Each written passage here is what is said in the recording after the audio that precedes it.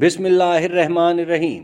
नाजरीन कराम, अंटार्कटिका एक अलग दुनिया है जो बेशुमार मिस्ट्रीज से भरी हुई है। इनमें से कुछ मिस्ट्रीज को तो सॉल्व कर लिया गया है, मगर कुछ मिस्ट्रीज ऐसी हैं कि जहां हमारी साइंस भी हैरत ज़दा खड़ी है। इस 5 किलोमीटर मोटी बर्फ की तह के नीचे कौन सी दुनिया आबाद है, और यहाँ अजीब इंसानी खोपड़ियों का मिलना भी अभी तक साइंसदानों को वर्तए हैरत में डाले हुए है। नाजरीन कराम, वीडियो शुरू करने से पहले आपसे गुजारिश है कि चैनल को सब्सक्राइब कीजिए, बेल आइकन को प्रेस कर दें ताकि हर नई आने वाली वीडियो का नोटिफिकेशन आपको बर वक्त मिलता रहे, और लाइक और कमेंट करके मेरी हौसला अफजाई ज़रूर कीजिएगा। तो चलते हैं वीडियो की जानिब। अंटार्कटिका बर्फ़ से भरा हुआ दुनिया का 5वां बड़ा बरे-आज़म है। इस पर 1821 में पहली बार कदम रखा गया था। हमारी दुनिया के 7 बरे-आज़म हैं, जिनमें अंटार्कटिका 5वां बड़ा बरे-आज़म है। बरे-आज़म अंटार्कटिका मुकम्मल तौर पर बर्फ़ से ढका हुआ है। इसके हर तरफ बर्फ़ ही बर्फ़ है। इस पर जमी हुई बर्फ़ की मोटाई 5 किलोमीटर है। इस बर्फ़ ने पूरे बरे-आज़म के 97% हिस्से पर अपना कब्ज़ा जमा रखा है।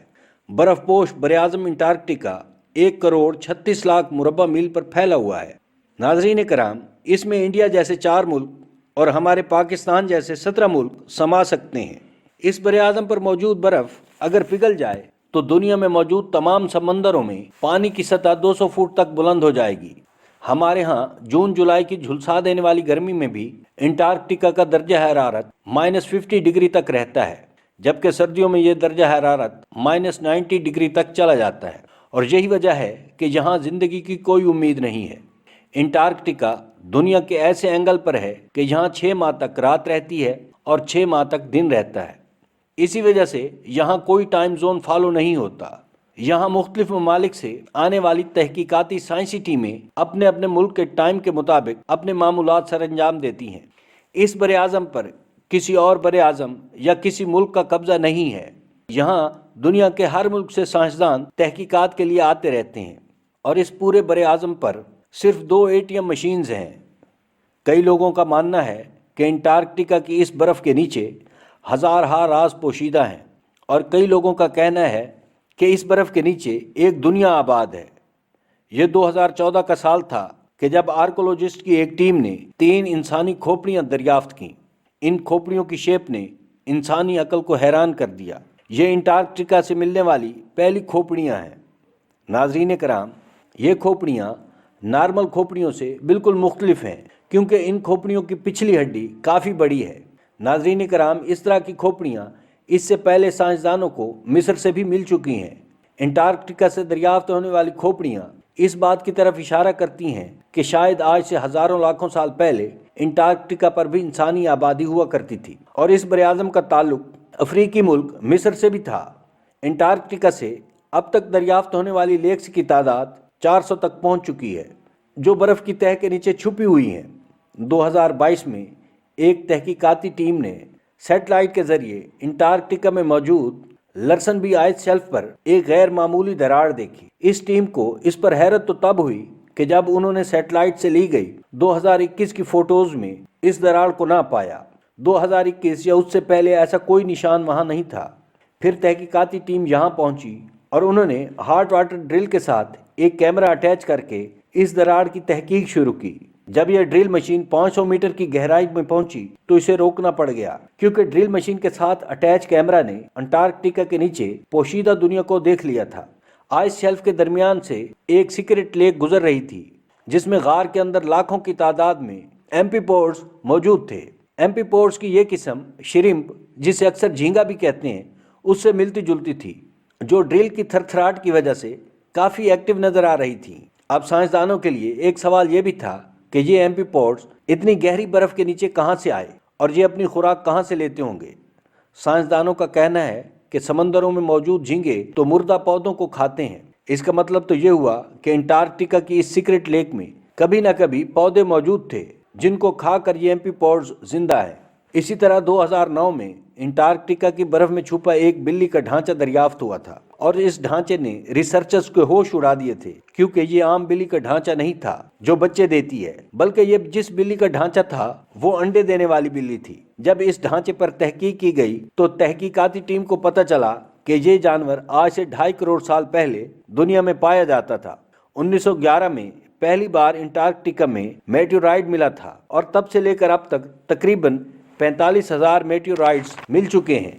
नाज़रीन कराम, मेटेओराइट सख्त पत्थर के ऐसे टुकड़े होते हैं कि जिनका हमारी ज़मीन से कोई ताल्लुक नहीं, बल्कि ये किसी और सैयारे से टूटकर हमारी ज़मीन पर आए हैं। 2015 में अंटार्कटिका से एक छोटा सा मेटेओराइट दरियाफ्त हुआ था, जिस पर तहकीक के बाद पता चला कि ये कहीं और से नहीं बल्कि मरीख से आया था, क्योंकि इस पर ऐसे बैक्टीरिया मौजूद थे जो मरीख पर पाए जाते हैं। नाज़रीन कराम, आज से 11,000 साल पहले यहाँ एक ऐसा नेचुरल डिजास्टर आया था कि जिसका निशाना एक ऐसा शहर था कि जिस शहर के लोग खुद को खुदा समझने लगे थे, और वो शहर एटलांटिस था। कहा जाता है कि एटलांटिस का गुमशुदा शहर भी अंटार्कटिका की बर्फ के नीचे दफन है।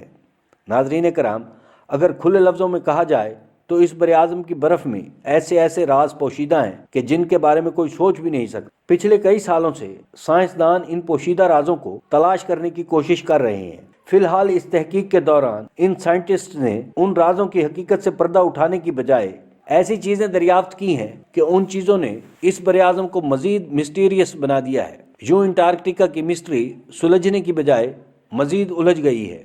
नाजरीन कराम, साइंसदानों को 1,36,00,000 मुरब्बा मील पर फैले इस कॉन्टिनेंट से कुछ ऐसे शवाहिद भी मिले हैं कि जिनसे इस बात का पता चलता है कि यहाँ आज से लाखों साल पहले लाइफ एग्जिस्ट करती थी और यहाँ भी आबादकारी हुआ करती थी। इसी तरह 1911 में टेलर नामी साइंसदान ने एक ऐसा वाटरफॉल दरियाफ्त किया था कि जहाँ से पानी की बजाय खून निकलता था। अब इस ग्लेशियर को टेलर ग्लेशियर के नाम से याद रखा जाता है। कई सालों तक यह समझा जाता रहा कि इस ग्लेशियर के अंदर से खून बहता है, मगर बाद में तहकीक से पता चला कि इस ग्लेशियर के नीचे पानी का डैम मौजूद है और इस डैम के पानी में समंदरी पानी में मौजूद नमक से 3 गुना ज्यादा साल्ट मौजूद है, और फिर इसमें पहाड़ों से निकलने वाला आयरन भी शामिल हो रहा है। फिर जब ये पानी ग्लेशियर से बाहर निकलता है तो इसमें ऑक्सीजन शामिल हो जाती। इस तरह पानी में मौजूद आयरन और हवा में मौजूद ऑक्सीजन मिलकर आयरन ऑक्साइड बन जाता है, जिससे पानी का रंग सुर्ख हो जाता है।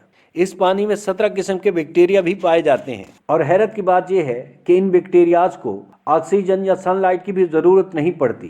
साइंसदानों का कहना है कि ये बैक्टीरिया उन सियारों पर होते हैं जहां ऑक्सीजन और सूरज की रोशनी नहीं होती, मगर ऐसे बैक्टीरियाज हमारी जमीन पर कहां से और कैसे आए, फिलहाल ये राज भी अभी तक राज ही है, और ये अंटार्कटिका की मिस्ट्री को मजीद बढ़ा रहा है।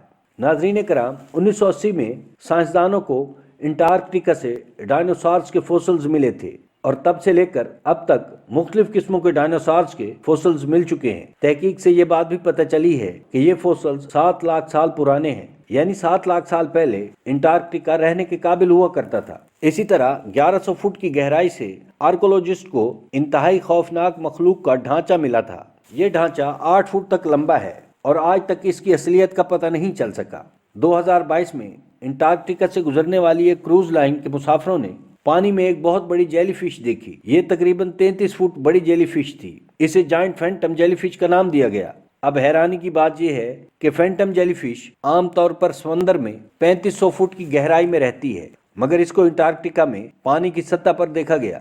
अभी तक साइंसदानों को इस बात का इल्म नहीं हुआ कि इतनी बड़ी जेलीफिश इस रीजन में क्या कर रही है और वो सतह समंदर पर क्यों तैर रही है।